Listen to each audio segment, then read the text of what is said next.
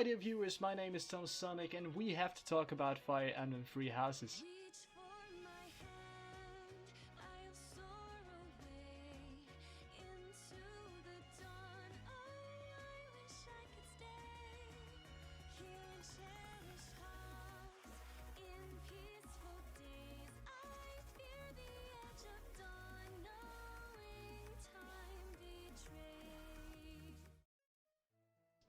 On this channel I play, talk and create games, so if you want to see more, click the subscribe button and activate that bell to stay up to date. But for now, let's get into the video. Fire Emblem Three Houses. It took me a while after release to pick up this game, but boy am I happy I did. This game has it all for me. Great storytelling, amazing character development, beautiful animated cutscenes and a lot of replayability. A quick summary without any spoilers. Fire Emblem Three Houses is a story that takes place in a land called Fodlan. You play as a silent protagonist who is a mercenary together with his father. After several circumstances, you are invited to teach at the monastery of Garrick Mach and lead one of the three houses, all led by a future ruler of one of the territories. Dimitri from the Blue Lions, Edelgard from the Black Eagles and Claude from the Golden Deer represent these territories. Every house has its unique story and you as a professor must teach your students to become great knights by instructing and fighting on the battlefields.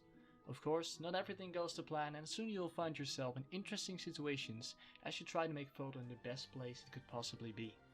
So why is this game so good? Let's go over all the strengths Fire Emblem Three Houses has to offer. 1. Character bonding. We've seen it before in games like the Persona series, where the protagonist can bond with his friends to get more insight in their lives and to unlock certain abilities. Fire Emblem Three Houses is not unlike this, however there are two major differences.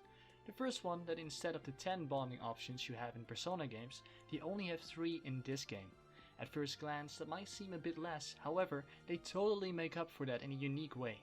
Not only can the protagonist bond with the students and the students and staff can also bond with each other. This gives every interaction between the characters an enormous boost and makes it feel like every character truly matters. After maxing out a social link in Persona, you basically never interact with them again. Because of the way Fire Emblem Three Houses incorporated their bonding system, every character remains relevant throughout the entirety of the playthrough, something which is remarkable. 2. Character writing. We talked about the bonding itself, but let's dive deeper into the writing of all the characters. This is one of the first games I've played where I really don't dislike anyone, except Laurence. Of course, I have preferences and like certain characters more, but they are all written in a way which makes them likable and necessary even for the story. Every character has meaning. At first glance, Sylvain seems like a simple skirt chaser, Benedetta seems like a silly shut-in, and Felix seems like a total edgelord. But when seeing all the supports they have, you see there are clear reasons as to why they behave the way they do, and dialogue even changes as you deepen certain bonds between people. For example, Mercedes and Annette are great friends, but after an argument in their supports, their dialogue when you take them out for free time events becomes very awkward.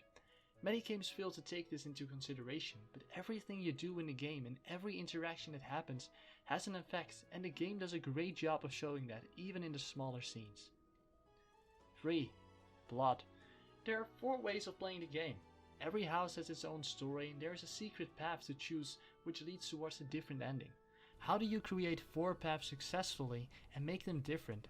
Well, Fire Emblem Three Houses shows you how to do it. From the very start of the game you will have your doubts about Rhea, the Archbishop of the Church, and how longer you play, the more you don't know whether she's good or bad. The same goes for all of the houses, the battles you fight, and even some characters that are 100% to be trusted. You will still doubt them. The only way to truly grasp the whole story of Fodlan requires you to play through all the routes and piece together the information you get. Although most battles are alike in every path, mostly in the beginning of the story, different characters have different input and focus. For example, the Blue Lions house focuses heavily on the tragedy of Daskar, while on the Golden Deer route this is mentioned briefly but focuses more on the truth behind Fodlan itself. Everything adds up slowly and you as the player are constantly theory crafting about what has happened in the past, who the enemy really is, and what is going to happen soon. Every time you play through this again, you seem to notice small details which are actually major spoilers once you know the truth. This is great writing, and without giving too much away, this plot will blow your mind every route you play and every time you play. 4. Voice acting. Everyone likes voice acting in games, right? especially when it's done good, of course. Well, what if I tell you this game is fully voice acted? And I mean fully. Not only major scenes, not only social bonding scenes, not even only battle scenes, no, fully. When you do a paralogue or even when you are exploring throughout the monastery and talk randomly with characters, everything they say is voiced, and it's truly the best of the best I have ever seen. This makes you feel so engaged in the story, and honestly, I don't know if we can go back to old games which doesn't have that. This might be the best feature in Fire Emblem Three Houses has, and that says a lot since this game is beautiful in every way. There are many more strengths this game has regarding gameplay, aesthetics, music, and many more, but these are the main bullet points. Now, let's go over to some of the weaknesses of the game. 1. Tutorials. Even though I'm completely used to how it works right now, I do agree that the way of showing mechanics is a bit confusing to say the least. There's a lot to teach the player when you begin the game, and the game doesn't want to overflow you with information, which is a good thing, but the solution is not to not show it at all. Self-exploration is a good thing in games, but with major mechanics the game should hold your hand a little. This is extremely apparent with how to use items and durability of weapons. 2. UI. You get used to it after a while, but boy is it hard to find certain things. Reclassing is a pain in the ass to find, and changing equipment also takes way longer than it should. It still looks great with the style, like it's written on old documents, but traversing menus could have been done better, honestly. 3. Maps. Okay. Don't hate me for this one, and I totally get this can't be perfect, but there are many times when you do battle on maps which you have already been on, you've already fought them, and it seems a bit repetitive. You can't create 50 maps for one game, I get it, but it would have been nice to do not the same map 5 times in the beginning of the game just to train up your students.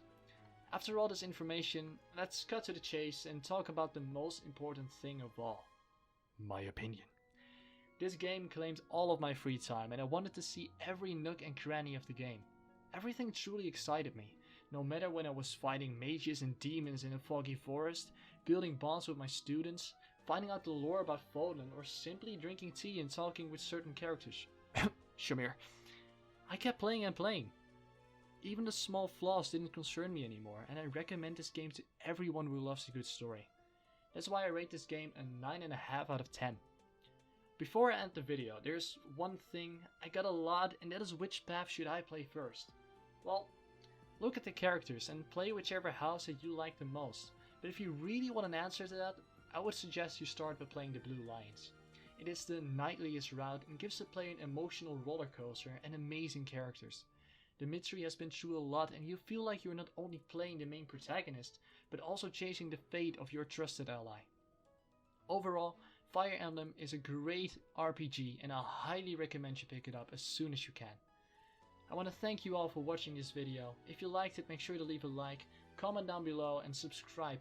Tell me which game you want to hear about next time, and for now I'm gonna say, take care, see you next time.